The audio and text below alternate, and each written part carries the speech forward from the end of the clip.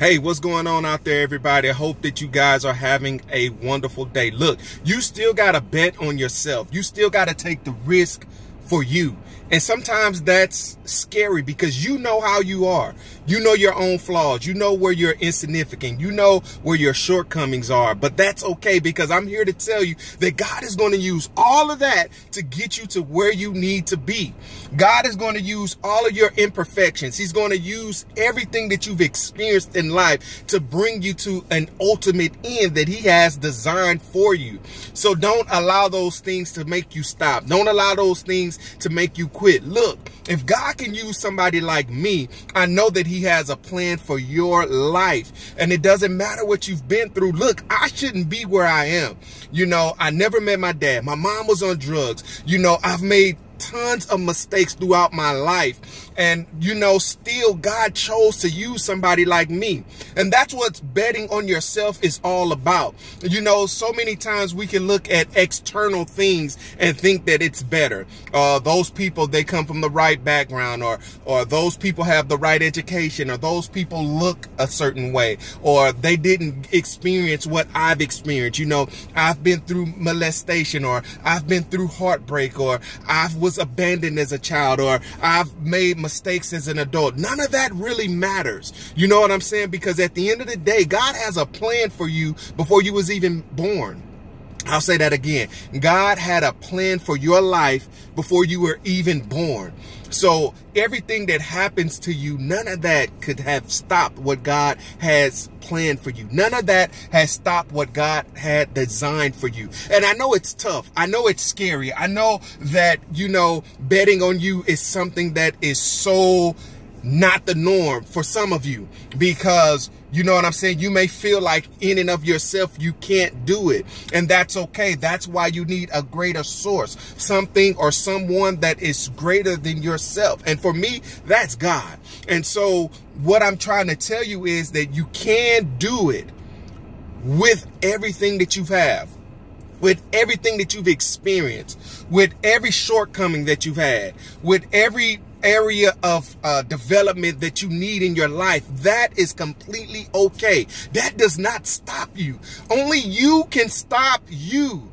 And that's the greatest thing in this whole scenario, that only you can stop yourself.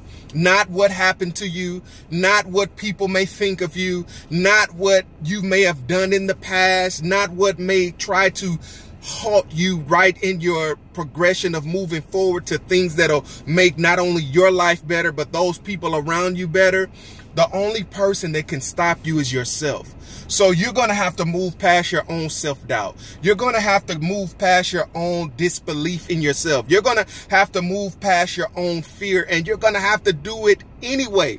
That's why I wrote the book, The Bet, because I was in a spot where I was so afraid of what people said. I was so afraid of my past. I was so taken and bound by what I couldn't do and what I knew that I wasn't able to do. And, you know, I took all of that and I said, I'm going to do it anyway. I'm going to do it with flaws. I'm going to do it with knives in my back. I'm going to do it limping. I'm going to do it afraid. I'm going to do it bleeding. I'm going to do it broken. Come hell or high water, I'm going to get this thing done no matter what. And I want you to get there. It doesn't matter what you're doing right now. It doesn't matter what have stopped you up to this point. You got to do it anyway. I'm telling you what I know, not what I heard. And even when you begin to continue to move forward, you will still have struggles. You will still have moments of doubt. You will still have moments where you feel insignificant, when you feel like you're not good enough.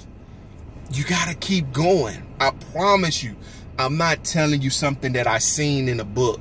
I'm not telling you something that I read online. I'm telling you what I experienced. You know, you have to still move even in those moments where you're all alone and you feel so broken, and when you feel lonely and when you feel like no one's there. You have to do it in those moments of isolation where no one else is there.